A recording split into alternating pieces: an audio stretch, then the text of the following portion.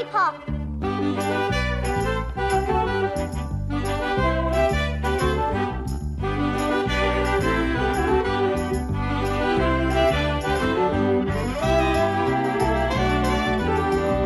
Stop!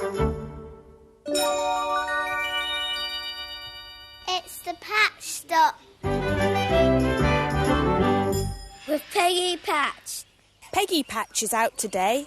She's found a patch to stop and play. What is that sound? Who can she hear? Maybe there's someone watching quite near. Bird, bird, bird, bird, watching, got our eyes on you. Bird, bird, bird, bird, watching, who's watching who? Now let me see now. How do you do? How do you do? How do you do? We birds are dressed from top to tail in a fabulous suit of clothes, cut with a dash or a bright-coloured flash, so our handsome figure shows. We birds wear feathers from wing to wing, so prettily patterned or plain. Our joy and pride keeps us warm inside. With feathers we can weather out the rain. With feathers we can weather out the rain.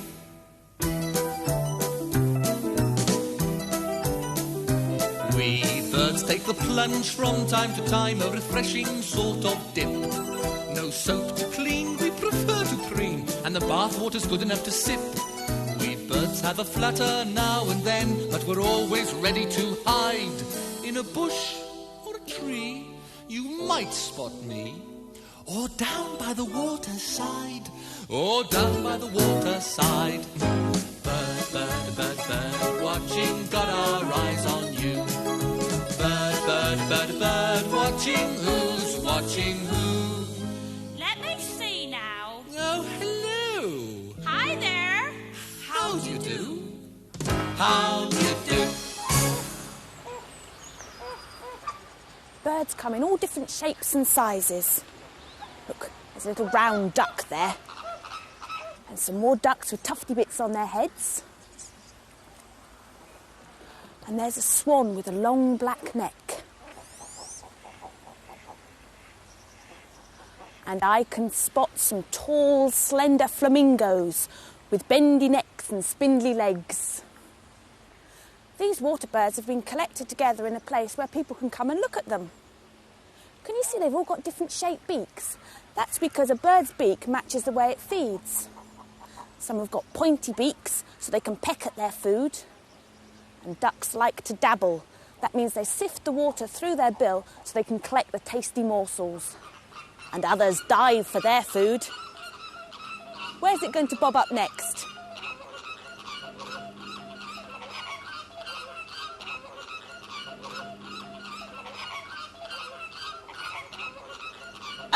There it is. That's clever. Ah, here come John and Angus. I think it must be feeding time now. See if you can spot the different ways the birds feed.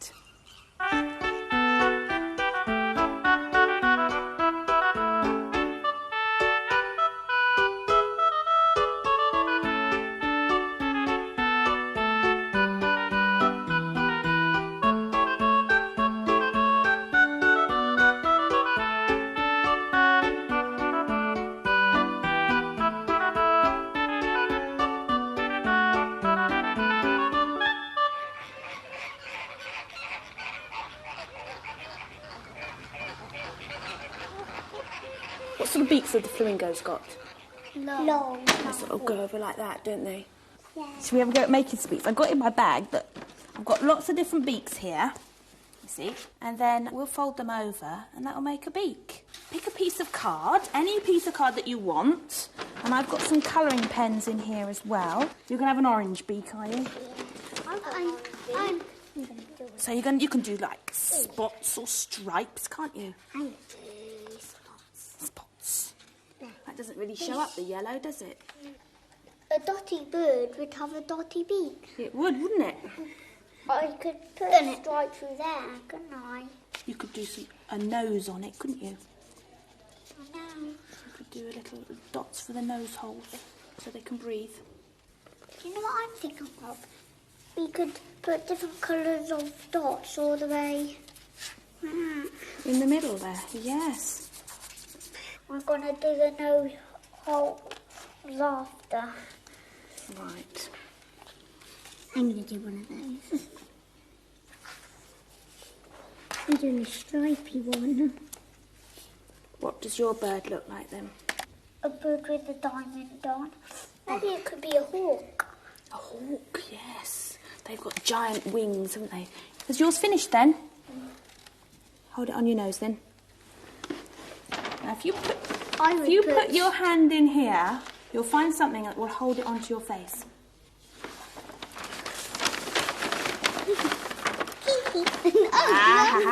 Yes. Oh, lovely. So if you put your glasses on, there we are. There's another yellow pair.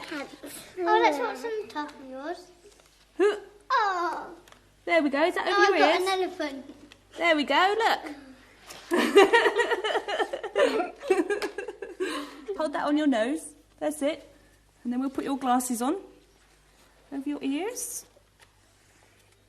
All right. There we go. Make your noises. Go on.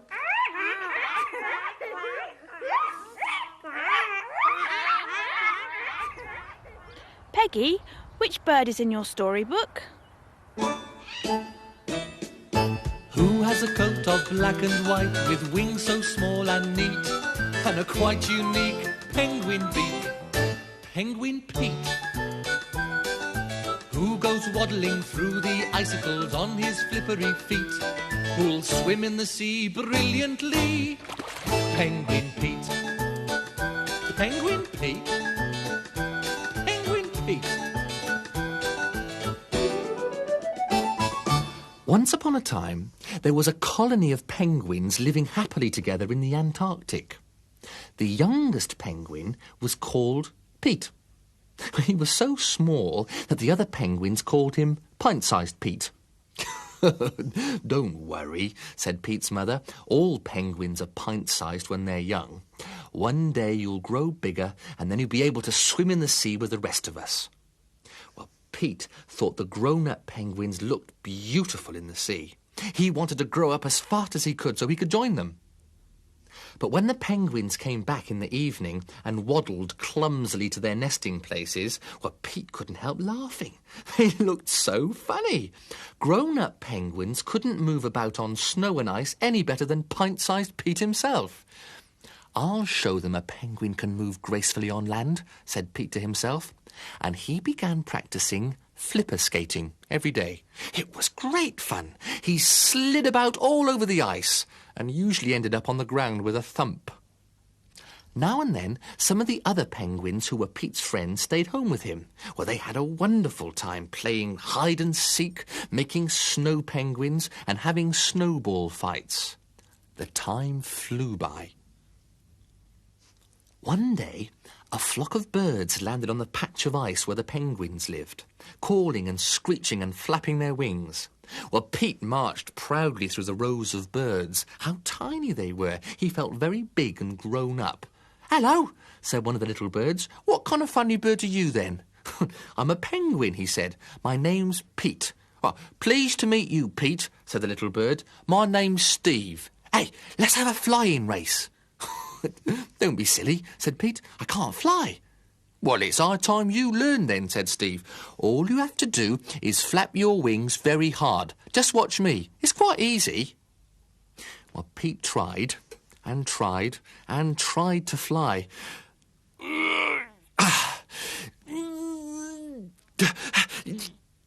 Oh, but he couldn't. He could only jump a little way into the air. But Pete and Steve were soon great friends, even if they couldn't go flying together. Well, Pete wanted nothing better than to fly with his friend. And although he tried to take off over and over again, his flights always ended in a crash landing. The day came when the flock of birds had to move on. Well, there was nothing Steve could do about it. As the two friends said goodbye, big penguin tears trickled down Pete's cheeks. "Never mind, Pete," Steve called back as he flew away. "I'm sure we'll be landing on this patch of ice again next year. Bye, bye." Well, Pete was very sad. but his mother knew how to cheer him up. The next morning, he was allowed to go swimming in the sea for the first time. He was very excited, though the thought of diving into the water head first was rather scary.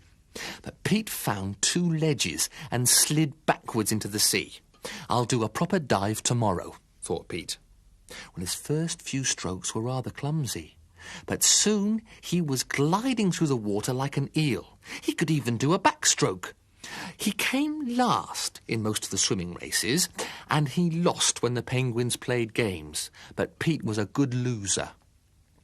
He never tired looking at the fish and the seaweed. There was something new round every corner of every rock. What a wonderful, mysterious place the sea was. The moon had risen by the time Pete had waddled happily back to his mother. He felt too tired to tell her about all his adventures, but that could wait until tomorrow. He fell asleep at once and dreamed of Steve and the sea and the dive he was going to do the next day. Peggy Patch's puzzle. Peggy has collected 2 white feathers, but there's something wrong with one of them. What is it?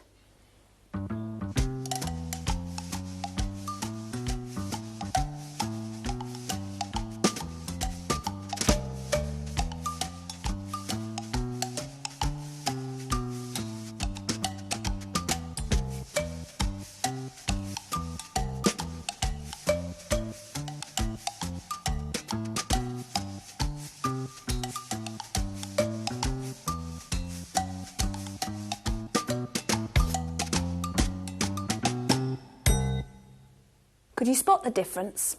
Well, one is dirtier than the other. But did you notice when I put them in the water, the white one, the water ran off it, but not off the dirty one. That's because it's got oil on it. Now, if a bird comes across oil in the sea or on the seashore, it stops its feathers from being waterproof and the bird can sink. Hopefully somebody finds the bird and takes it to a place where the oil can be cleaned off. Peggy's been telling me about the time when she went to the place where they clean the birds. She took her raincoat because she thought she might get wet. She went to see birds called guillemots, who usually swim about in the sea and eat fish.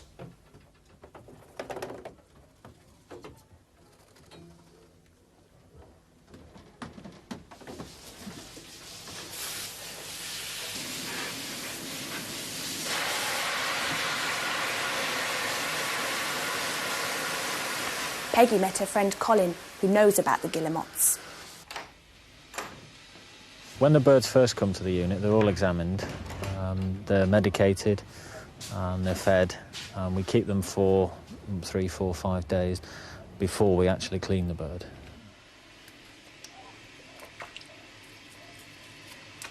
The first thing we do to a bird when we clean it is clean the beak.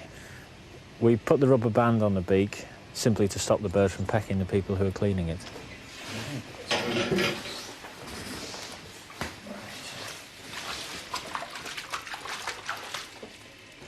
We use just ordinary washing up liquid. We found that's quite sufficient.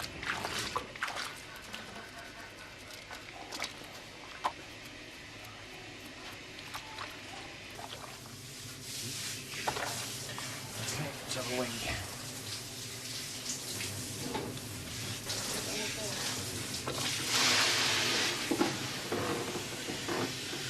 Some oil there.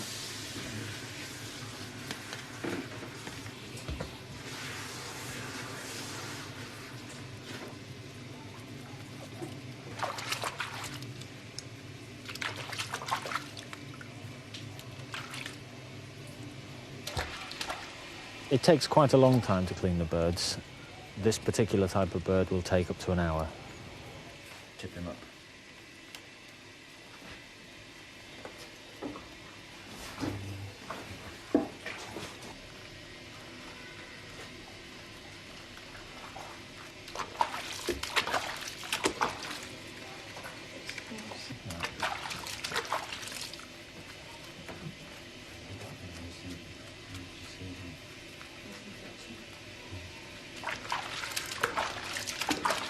the end of the cleaning process, we rinse the bird thoroughly to make sure we get rid of all oil and all washing up liquid from underneath and on top of the feathers. And hopefully the birds will become waterproof. They should be waterproof as soon as we finish cleaning.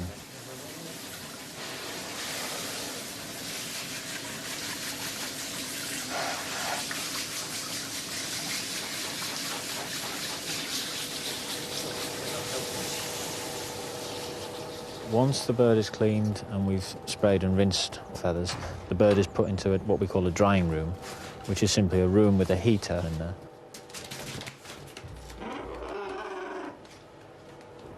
They then stay in that room overnight. They preen, which is something they do with their beak, and it simply gets the feathers into the right positions where they should be on the body. The following day, the birds are put out onto the ponds where they're allowed to stay and splash about and show us that they're waterproof.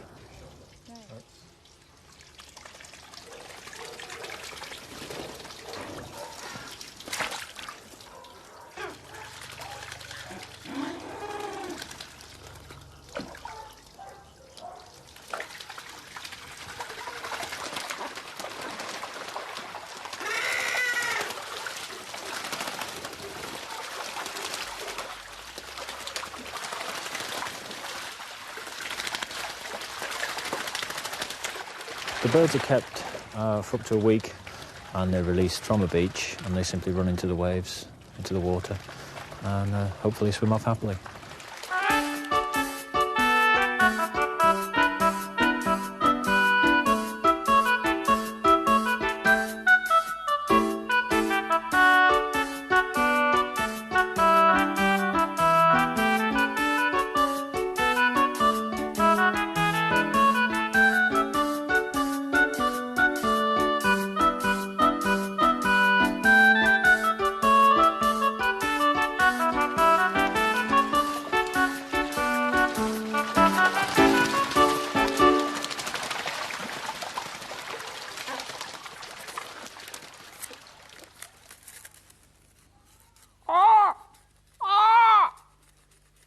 Another way of making a beak. Do you think it could be a guillemot or a penguin? How do you do? Bird, bird, bird, bird, watching, got our eyes on you. Bird, bird, bird, bird, watching, who's watching you? Bye from me now. Ta! Cheerio. Toodaloo.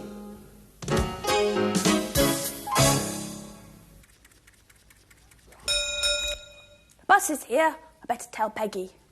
Peggy, leave your bird friends. You could show why bird your beak. Peggy will be back next week with some more bird friends. Goodbye.